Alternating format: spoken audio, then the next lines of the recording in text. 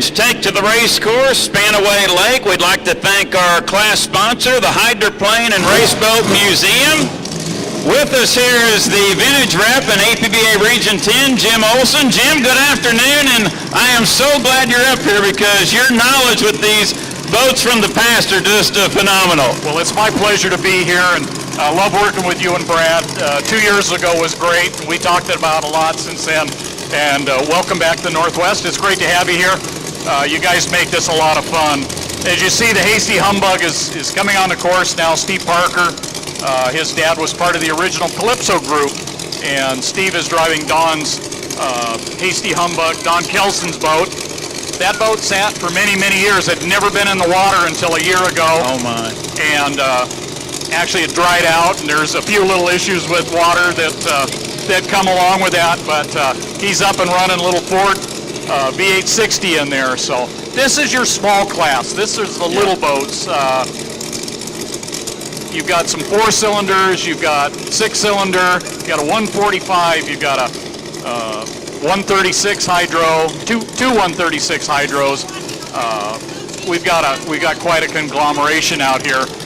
We also have father and daughter on the course today. Ron Morrison and his 75th birthday, and his daughter Jill Glass is out there, and they're running side by side in the Tiger 2 on the inside. Ron's driving that boat, and Jill is in Kiwi's boat, the first mate from up in Canada.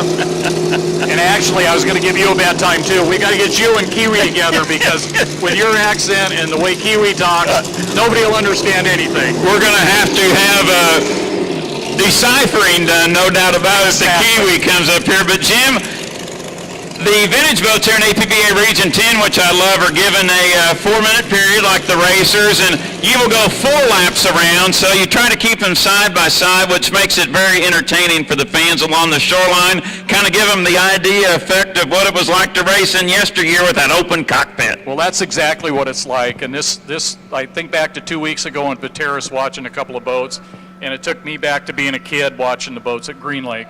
And for those that remember that, it was a lot of fun. But we had side by side what looked like racing. It's not. It's exhibition, and it's fun. We've got a lot of people out here that are still learning how to do this. People that weren't racers, guys that enjoyed watching racing but weren't racers. So they're learning. They'll get better. We have Travis Gilmer out front right now. Travis is in, I think this is about his 6th heat of competition out here. And Travis's dad is the one that built this little boat from a set of Jones plans. Okay. It's a brand new boat. They've still got some engine issues, but as you can see, it's running quite well. Then you have the Hasty Humbug, and that's Steve Parker. Then you have Ron Morrison in the little Jones, the little white Jones, the Tiger 2. And that's Jill Glass, his daughter, outside in first mate, Kiwi's boat. But no, the whole idea in this is it recreates somewhat what it looked like in the day. And when everybody's on plane and they've got their timing down, which not hitting the 4-minute gun didn't help, but they'll try and put on the best show possible. Well, for instance, like the boat out in front, the Little Miss Thriftway, that craft did not race actually in yesteryear. They took a set of plans which is legal in the vintage category.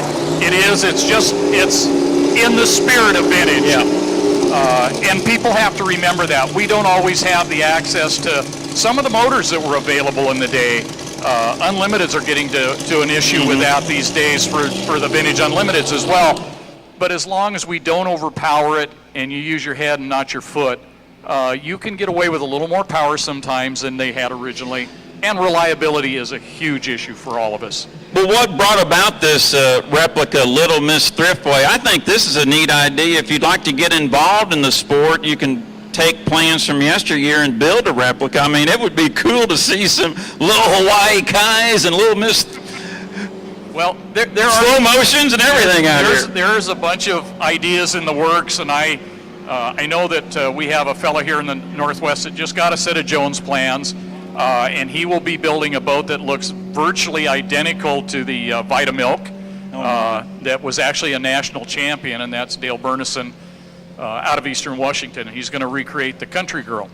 It's the same boat. They both ran under those names, but that was the boat, the Vitamilk. Also, there's others around. We have plans. There are people here in the Northwest, Don Kelson, myself.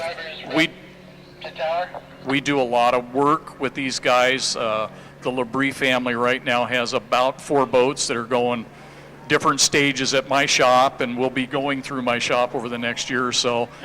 Don has got a ton of work that he's doing, and we'd be glad to recreate or help someone recreate a boat.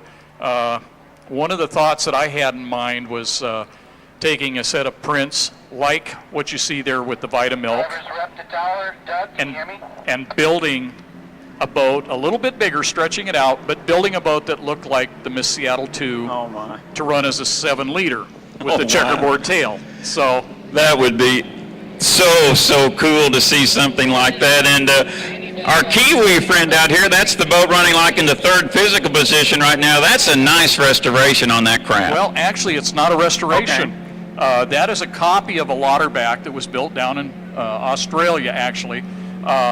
And Paul bought the boat from a friend down there that located it, brought it up to Vancouver where he lives now, and did some work on it, brought it out. He's on his 2nd motor. He had a different power plant before, and now he has, I think, a Honda in there at this point. But it's beautiful. It runs well virtually every time it goes out. I know he's worked on propellers for a long time and still not totally satisfied with that. But there's a lot of boats out there that are available. There's some that are in really sad shape, but pattern boats are okay. You just don't want to pay too much for them. What about the safety aspect? What do the drivers have to go through to qualify? Do they have to go through similar qualification standards as the real racing inboard pilots? They're required to do 4 heats where they have to start behind and outside and hopefully not have any infractions. And we've had those issues in the past, but we work real hard. 3 years ago, I think it was, I was at Moses Lake and I had 5 qualifying drivers in one weekend. I was busy, but you know what? Nobody screwed up. And once they get those heats in and they've done what they needed to, then we can put them in different lanes. Okay. And that's one of the things to remember. We are assigned lanes. The reason for that is we don't want people changing lanes, doing something that's going to endanger anybody. So hopefully we do a good job, and when they come in, give them a round of applause. Let them know what you think, and I know next time around they'll be better on that gun, so we'll get out and get started. I have to give them a bad time about that. You'll have to get on them about that as they're working their final lap as we see the white flag displayed. Jim, thank you so much for joining us. You'll be back later when we have the larger version come out, and a big thank you goes out to the Vintage Class sponsor, the Hydroplane and Raceboat Museum. Great job. Beautiful venue down in Kent. They do a great job, and we look forward to being with them in about 3 weeks over in Chelan for a standalone event. So if you like these boats, come to Chelan the first weekend in October. It's nothing but vintage boats. You have unlimiteds and vintage inboards, so come and enjoy. Thank you, Jeff. I appreciate it. And I like that race name over there. What is it? Mahogany and Merlot, or Merlot and Mahogany? It doesn't matter. Double M's work together. Well, there's lots of venues to get the Merlot. Thank you, Jim.